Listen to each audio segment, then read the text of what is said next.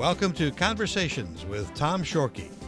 Conversations explores the past, the present, and the future of the communities in which we live through the eyes of interesting individuals. Now let's join our host, Tom Shorkey. Welcome to Conversations. I'm your host for today's program, Tom Shorkey. Our guest today is just a guy from the neighborhood in St. Clair. Many of you will, when you see our guest today, you go, oh yeah, I've seen him in Neiman's Market, maybe at the River Crab, maybe going into the Methodist Church in downtown St. Clair. But what a lot of our Blue Water area listeners don't realize is our guest today has won 4 Emmys, is a member of the National Hockey League Hall of Fame or the U.S. Hockey Hall of Fame as the first broadcaster and the only one to be in that organization. With us today is St. Clair resident Mike Doc Emrick. Tom, it's good to be with you. Welcome to the show today. Mike, before we start, let's get this organized. You go by Mike and you go by Doc.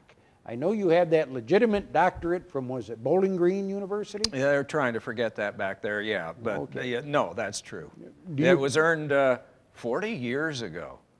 Wow. Long time ago. Well, don't tell anybody. They will Okay. never guess. Yeah. Mike, before we talk, and we'll probably talk a little bit of hockey, and for our audience at home, many of them will recognize your voice, if not your face, as the voice of the NBC Game of the Week. You've been with Versus. You've been with a couple different NHL teams.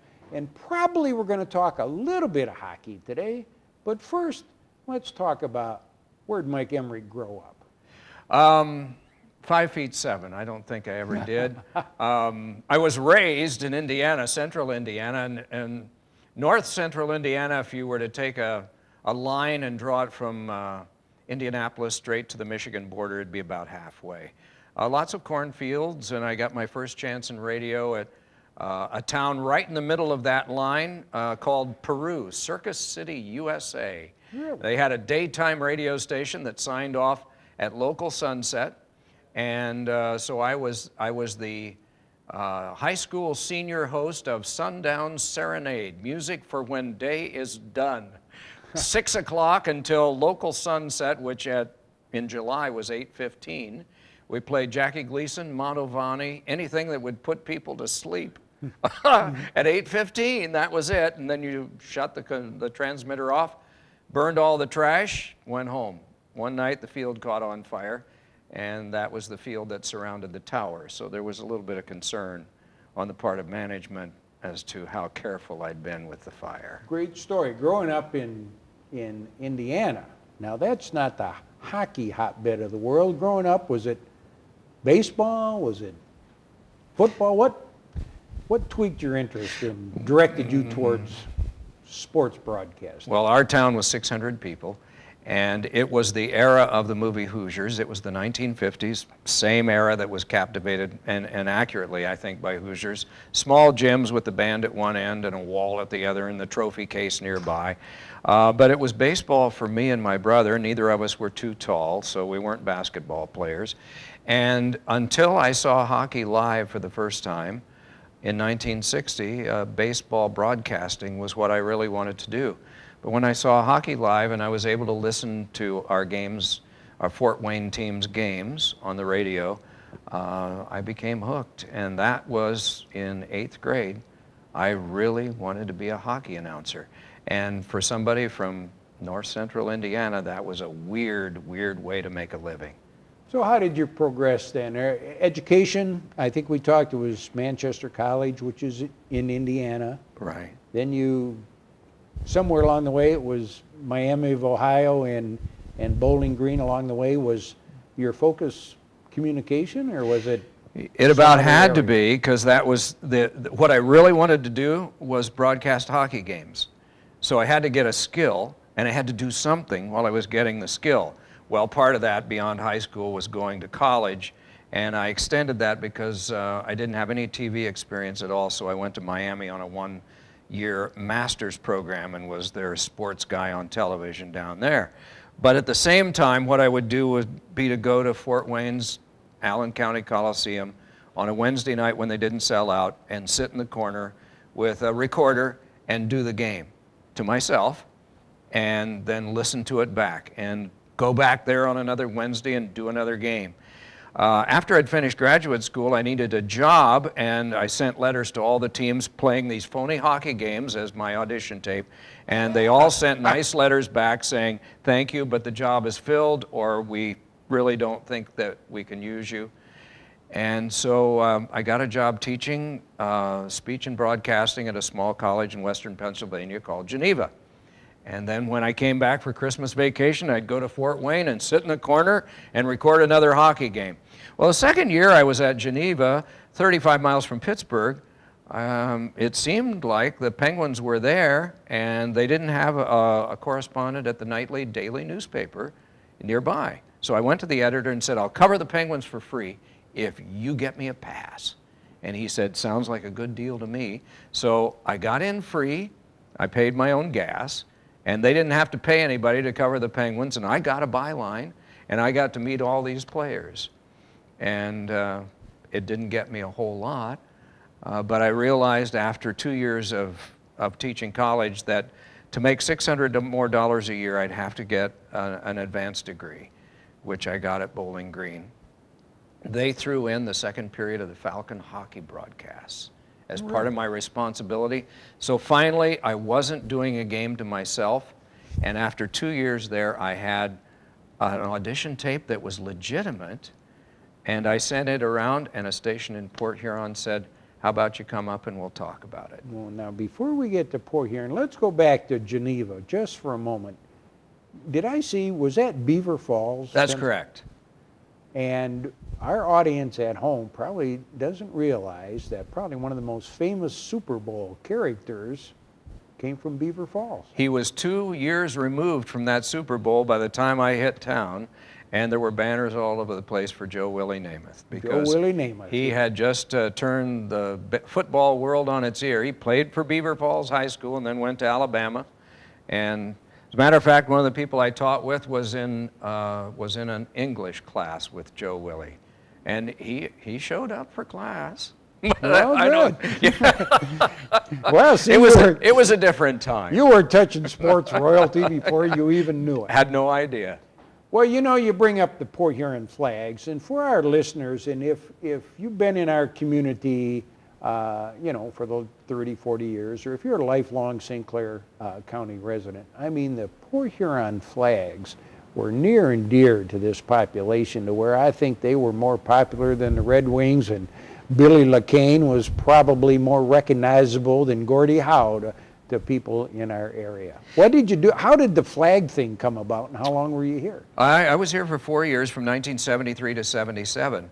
The team arrived in 1962. John Wismer brought them here and had them for about 10 years before he turned them over to the city. And they were run as part of the McMorran Authority for another 10 years before they were eventually folded. And then other teams have come and gone since that time.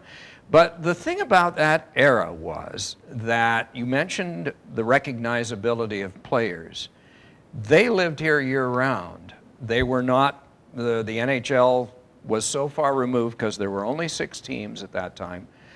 And the phone wasn't going to ring for any of the flags tomorrow to join the Red Wings or the Blackhawks. It wasn't going to happen. So these guys recognized that this was their lot in life, and they were going to enjoy it. They put down roots here. And so Guy James lived here. Ray Germain lived across the bridge in Sarnia. You could name the players on the Marcel Goyette put down roots here. Players stayed here, and that meant in the summertime. Some of them played on community softball teams. And so it was then to a point that let's not go see the Flags play. Let's go see Guy's team play. Let's go see Ray's team play, Billy's team play. And that develops a fan following. When your guys unintentionally are creating a fan following just by being human beings in the community. And that was fantastic. It was a great era. Well, and it's almost like, and we talked earlier, you were a big Pittsburgh Pirate fan growing up, but that's the way it was with baseball too back in the 40s and 50s. The salaries weren't out of sight. Guys played baseball for the season, and then took an odd job for the 3 or 4 months until spring training. So, it's what did true. you do for the Flags? I was a public relations guy and press relations and the broadcaster. And I realized that that was a lot of work, but it was fun work, and I enjoyed it all. It amounted to an 80-hour work week during the regular season, and in the summertime it was a normal job, 30 or 40 hours covering sports for the radio station and doing occasional promotions for the hockey team. But it was all fun, and it was all a part of what I really wanted to do in life. I'd finally gotten a chance to do it. And for $160 a week, I'd never had more money. Even teaching college didn't pay that well.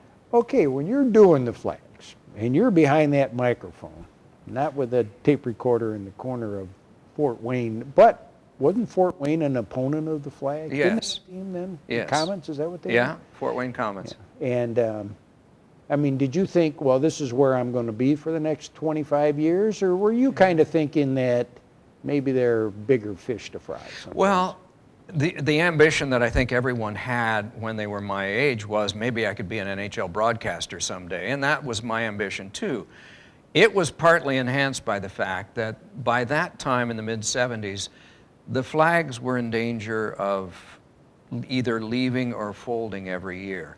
We had gotten into the mid-70s, the workman's compensation for players had gone up every year, and some of the larger cities in our league could handle it.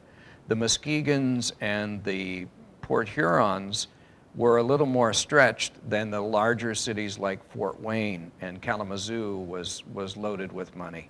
And so there was a challenge each year. One year, John Wismer and 2 other citizens in the community actually went and paid the workman's comp payment for the year. They divided it amongst the 3 of them, so that enabled the team to stay another year. So I realized that maybe this team wasn't going to be here forever. There was always the question mark in the summertime whether they would come back.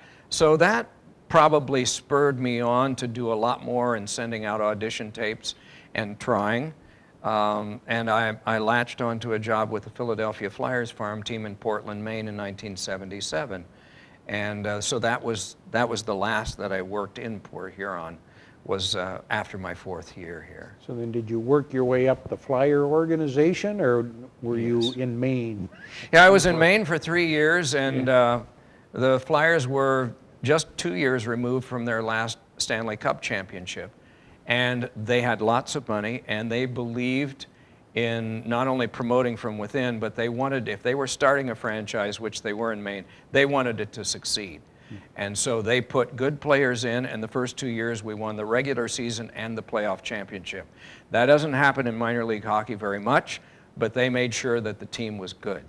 And the 3rd year we got to the conference final before we lost. So there were some very good teams in Philadelphia that helped. The fact that they promoted from within took me to the NHL 3 years later from the time we started. And then when you say you went to the NHL 3 years later, was it with the Flyers? Right, it was with them. Now, were you behind the mic yet, or were yes. you? Okay. Yeah, the whole time. It was the same role that I had in Port Huron. It was the 3 jobs in Maine. And then when I went to Philadelphia, they already had a wonderful broadcaster in Gene Hart, but they had pay cable at home, similar to Pass, which was prominent here in Michigan. It was called Prism in Philadelphia. And so I was the pay cable home announcer.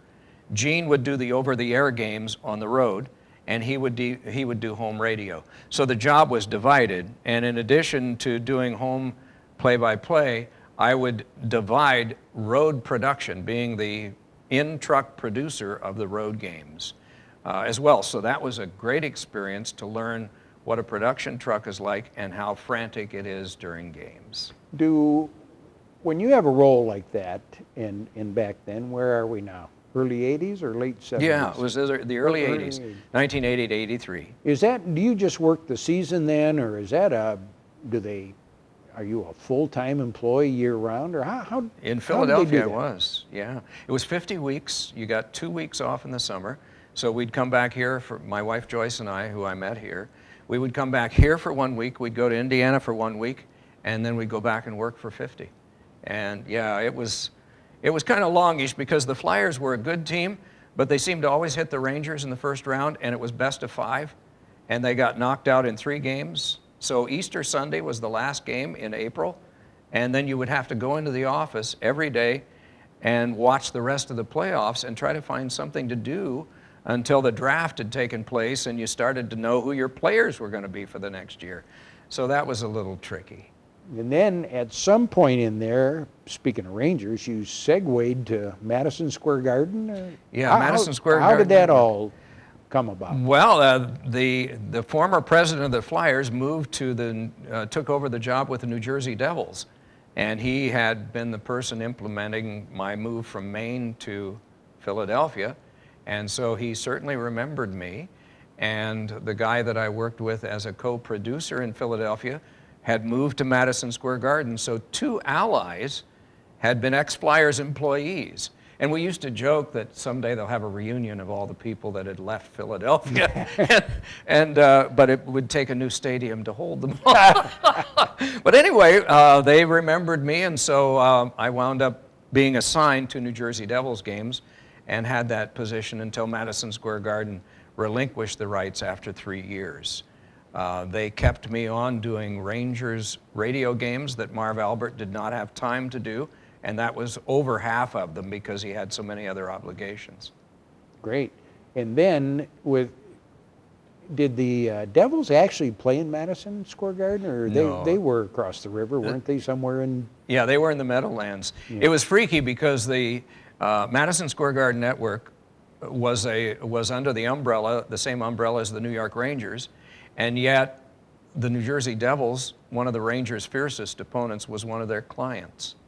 And so it was freaky, but that was how things were done. Those were big times, though, in the 80s and early 90s, I Yes. would think, with the Devils. I mean, did they win multiple titles, or did they just win the Cup the one time? No, they defeated the Red Wings in 4 straight, sorry, Yeah. in 1995, and then they took Dallas out in 6 games in 2000. And then they went 7 against Mike Babcock, who was an up-and-coming young coach with what was then called the Mighty Ducks of Anaheim. They're now the Anaheim Ducks. In 7 games, the home team won all of the home games, and the Devils got the last game at home and beat them 3-0. And so that was the 3rd championship. Great. And I noticed you have a little souvenir from... Oh, yes, this was the 3rd one. This was the Anaheim. One of my questions I was going to ask you is, if you're an announcer and your team wins the Stanley Cup, do you get a ring? So obviously... Yes, even if you're not employed by the team, as it turned out, it all depends on whether the team feels good about you or not. They vote, don't they? Who gets... Well, yeah, Lou Lamoriello, the general manager, decided, yeah, we'll make sure the Madison Square Garden guys, so the producer and the director and all of us announcers got rings too. And those are a gift from the team. There's nothing that we really did to earn it, because we were working for a different company, but they decided to cut us in on the loot. And those rings are appraised at about $35,000. So it was a nice gift for hanging on and just riding the coattails of a very good team.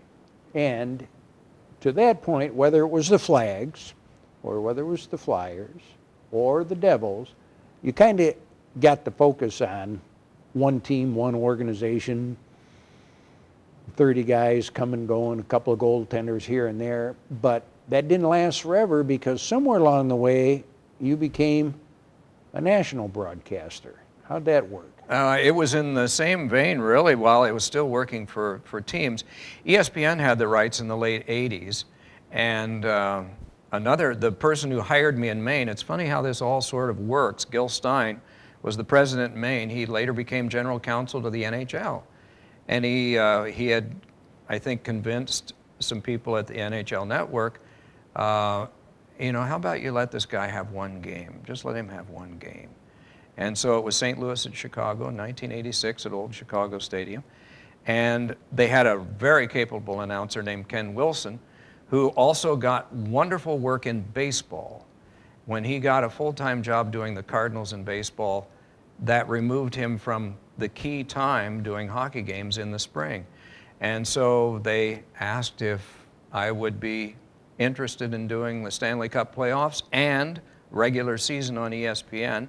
And both the Rangers and Flyers, who I was working with at that time doing work to keep myself afloat, said, sure, go ahead and do that and do the games that you can for us. So I was very generous of them to allow me to do that, and I became ESPN's hockey announcer for a couple of seasons.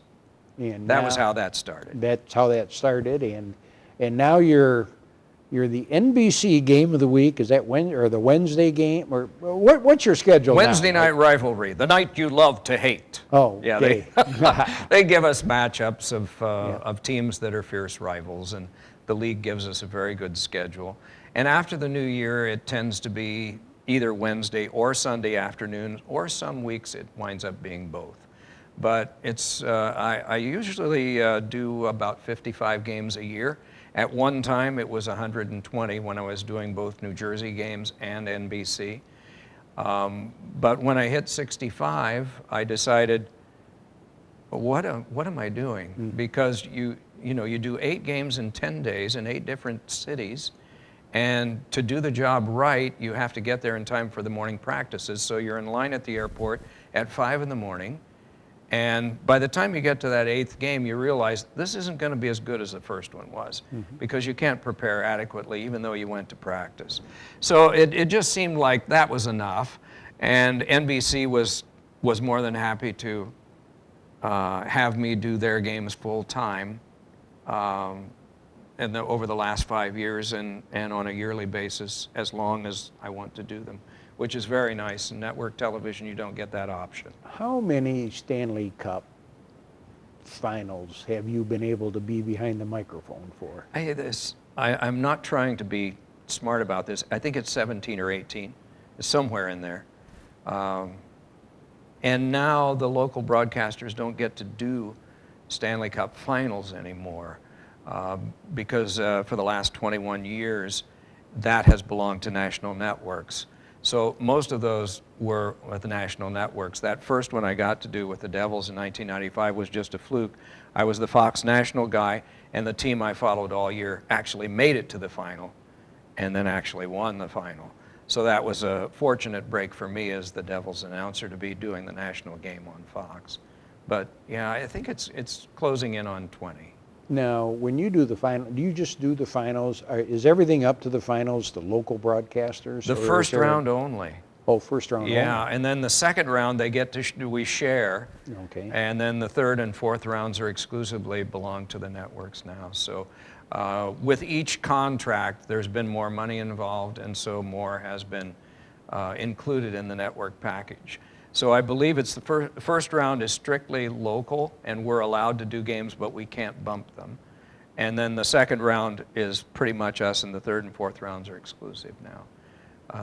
And you understand how the broadcasters locally feel about that, because they're with their team all year long. And the radio guys continue, of course, but at the time that you really are excited about your team, you're not able to do that. And having been on the other side, I know how that is. So usually we will try to mention the local TV announcers at some point during the Stanley Cup final, because they are important, their fans miss them, and there's nothing that you can do to replace that. But I do think that the enthusiasm factor, and I was listening to Dan Patrick's show a couple of weeks ago, and I think it was Chris Collingsworth. He was talking to one of the football play-by-play or color guys, and they said, well, how do you maintain your enthusiasm? And he was very complimentary to you. He said, if we could all be like Mike Emrick, because it doesn't matter if Mike's doing preseason in October, the first part of the year in November, or the Stanley Cup finals, that enthusiasm is there. And I think that's nice for people to hear, because when you don't get Mickey Redmond and a few of the others, Red Wings, the enthusiasm is at that microphone.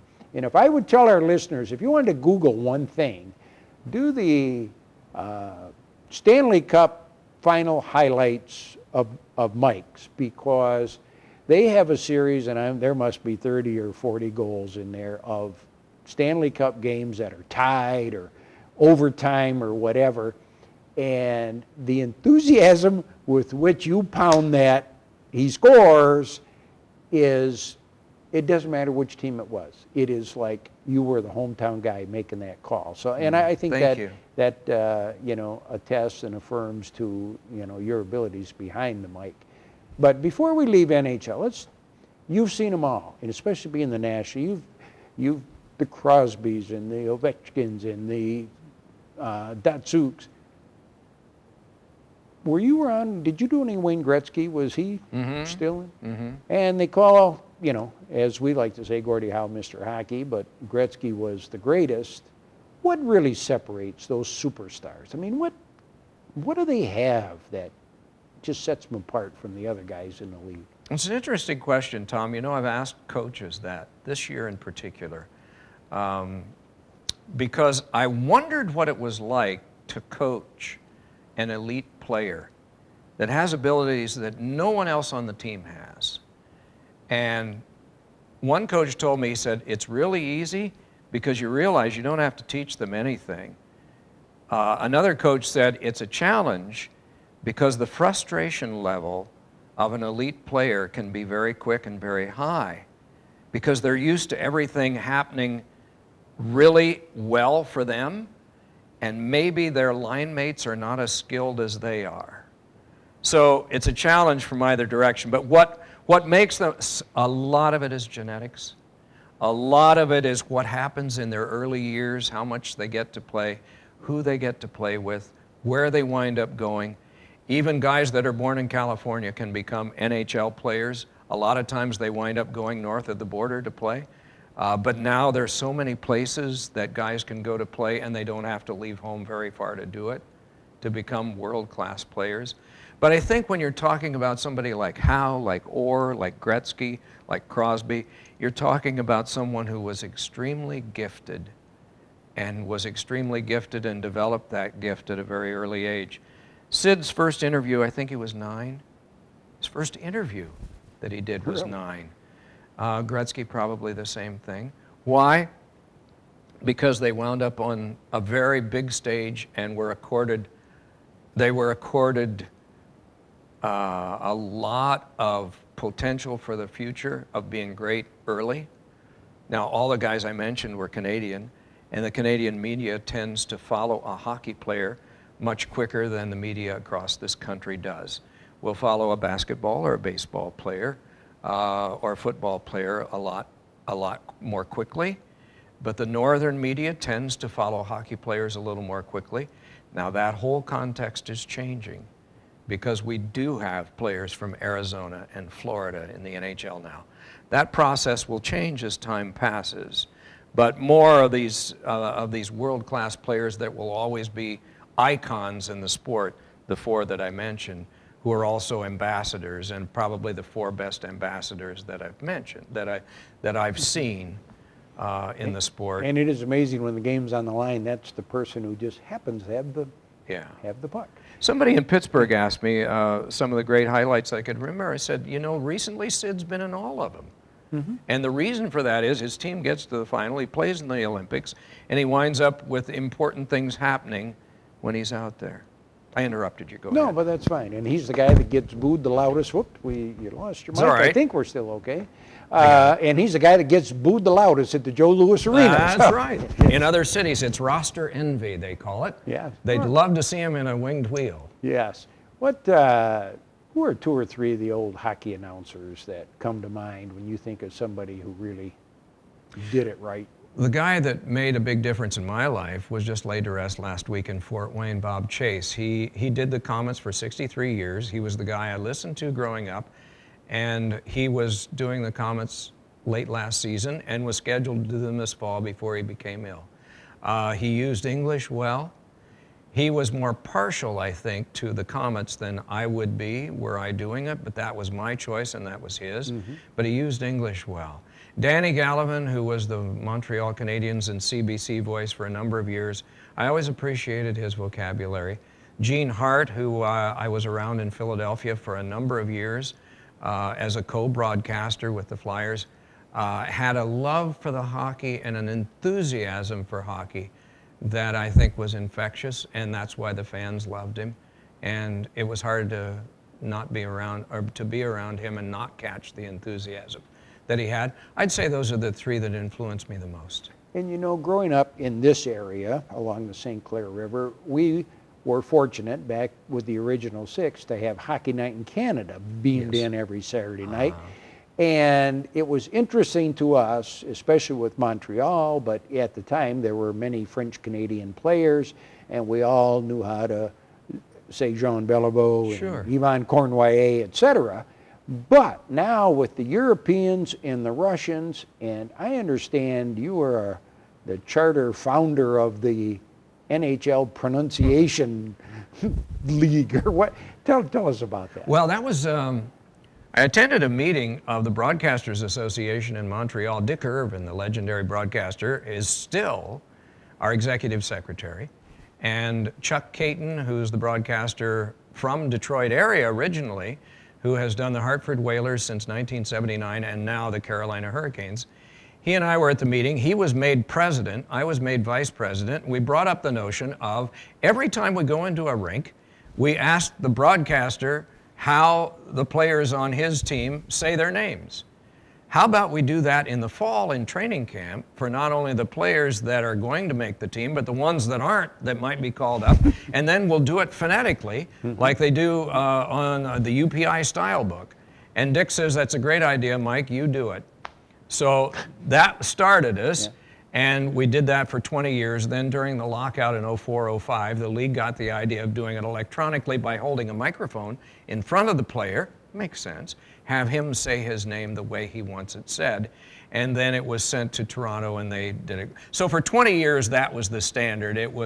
We got a lot of phone calls at our house, and it was left on the answering machine, and they would read, the announcer would read the pronunciations, and I would translate them into phonetics, and we would publish the guide in time for the opening game.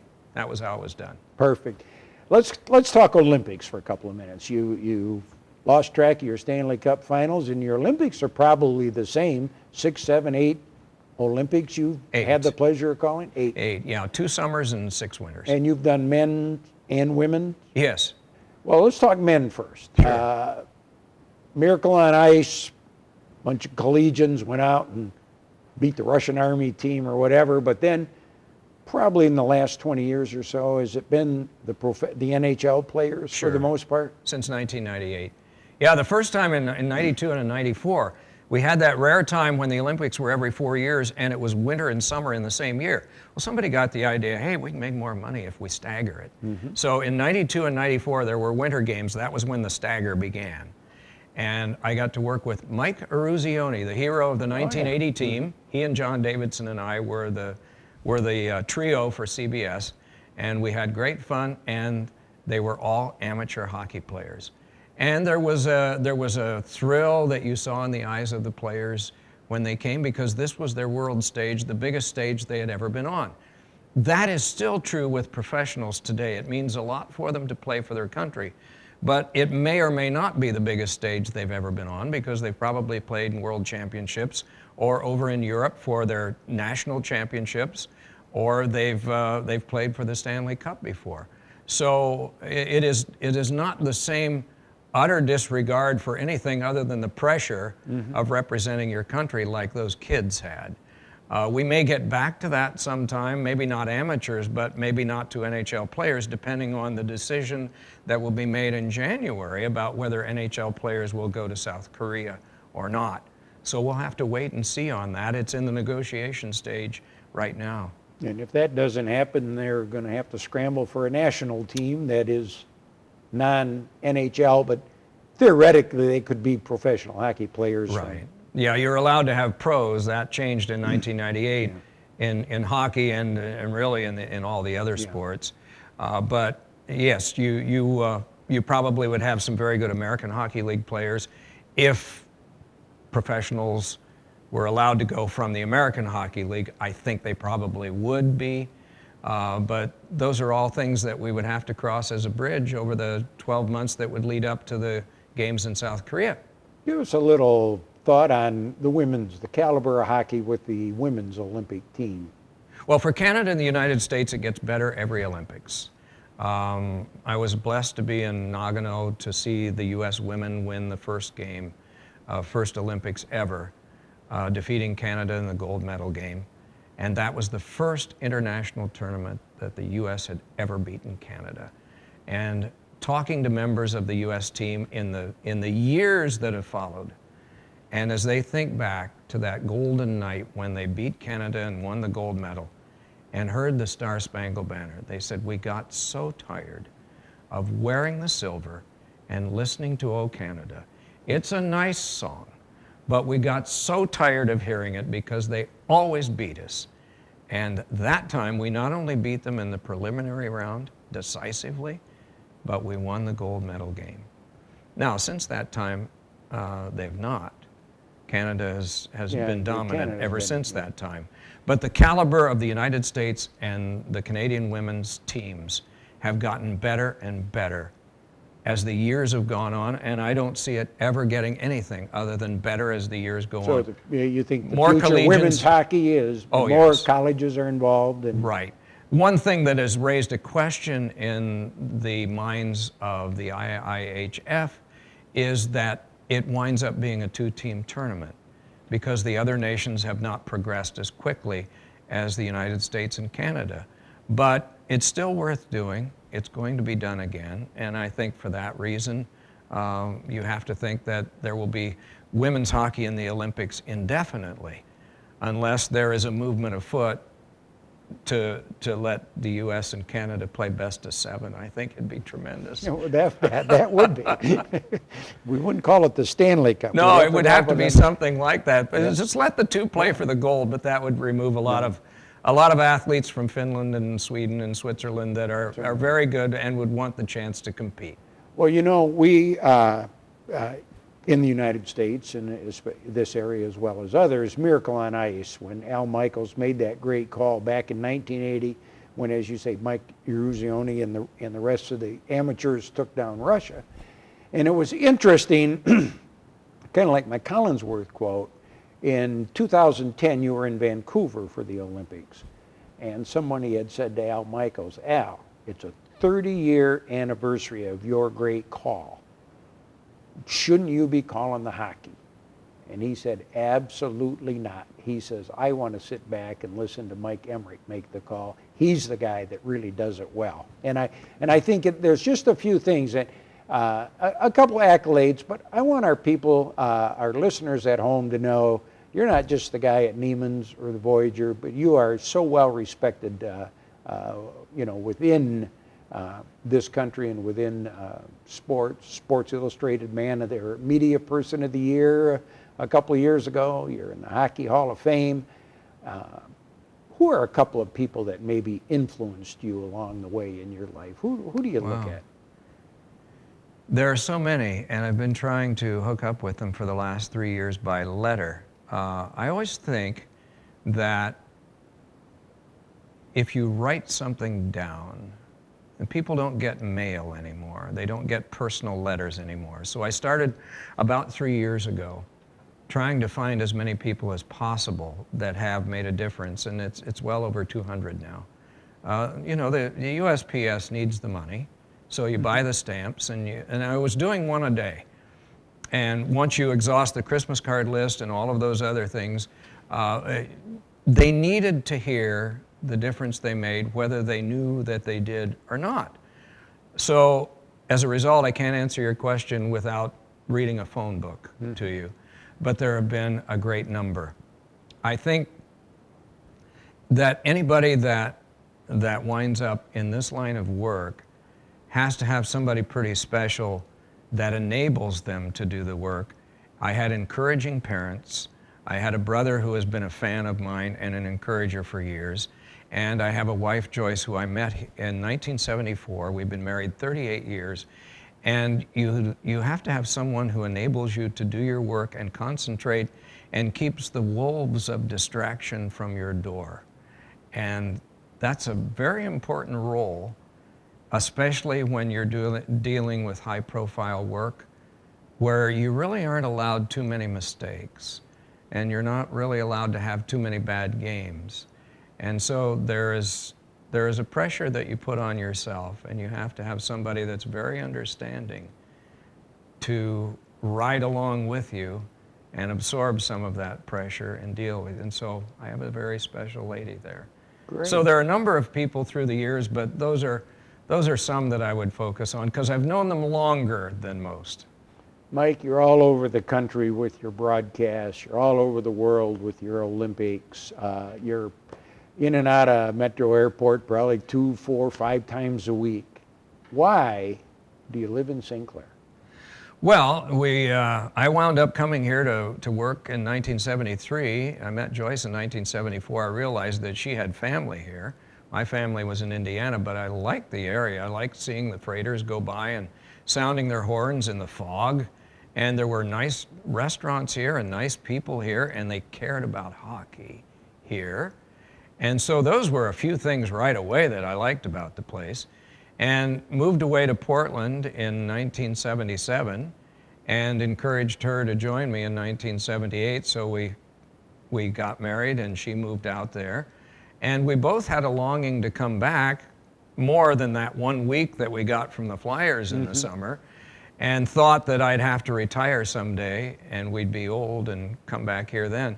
But the fortunate thing was that I got a job with the networks, and the networks don't care where you live.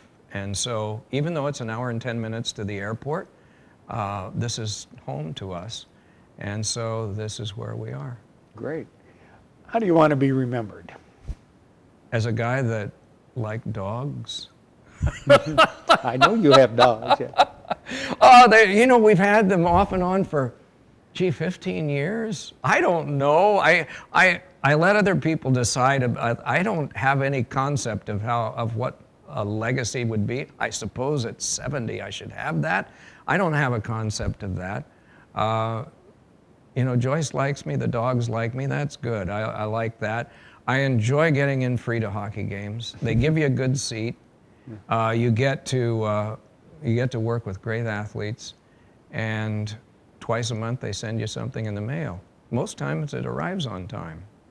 We talked a little bit before our taping about Vin Scully, the Dodger broadcaster who just called his last game probably about a month or two ago now at age 89.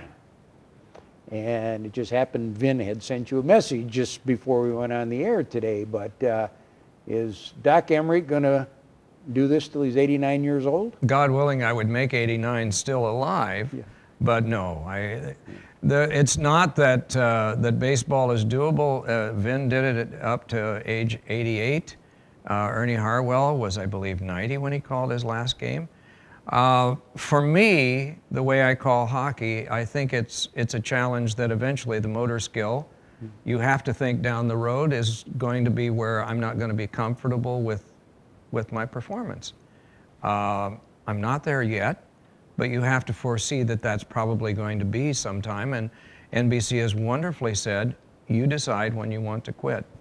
So that's a blessing that most people don't get. There'll be a time, sure. And I have a couple of people in my life who are going to help me if I'm not realistic enough to see that. Well, and it's interesting, there was a HBO special that you were on. I don't know if it was Andy or Kramer, who it was. That's right. Was it Andy? Yes. And they did one of your hockey games, and they determined that during the course of that game, you used 150 different verbs for the movement of the puck. So I just want to say to our listening audience at home, Doc is the real Doc with that PhD in communications, but I can see at some point, if anybody has watched you do a game, you don't stop. And I think at one point during that interview, you mentioned the time where there wasn't a whistle for 13 or 14 minutes in one game you were doing, and that would take some phenomenal physical skills to keep up with. I do have people that I work with, and Eddie Olczyk sits alongside, and he has a very good way of dropping in a few words and allowing me to catch my breath. So I'm very fortunate to have those people. But thank you for mentioning Mike, that. we're really a pleasure to have you as our guest today. And for our listeners at home, you will be able to see this interview. And if you want to tape it, you can go to our website, watchctv.org. Click on shows, click on conversations, and you'll be able to send this interview to whatever hockey fan you have throughout the world. But it's been our pleasure here to have Mike Emrick as our guest. And if you, in our listening audience, know of someone in our community that you think would make a viable guest on our show, please contact us at watchctv.org, Cable Channel 6, downtown St. Clair. Thanks.